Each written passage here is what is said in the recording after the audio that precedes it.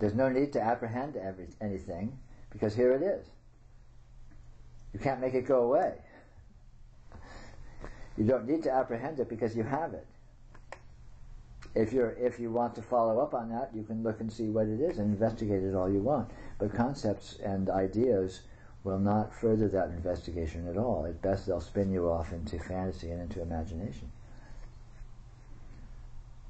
Do I become inactive? No more so than you've ever been. How does my life change if I understand firsthand what you're speaking of? Well, in one sense, not in the least, in the other sense, completely. It won't actually change in the least, because you'll just come to realize what you are and have always been, inalienably.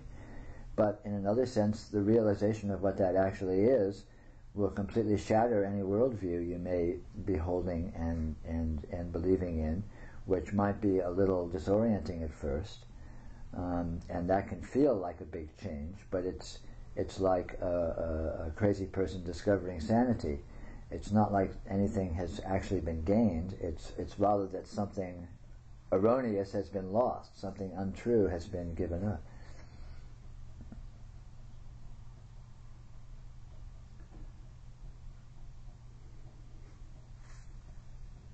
What's the role of practicing, of stillness, of silence, of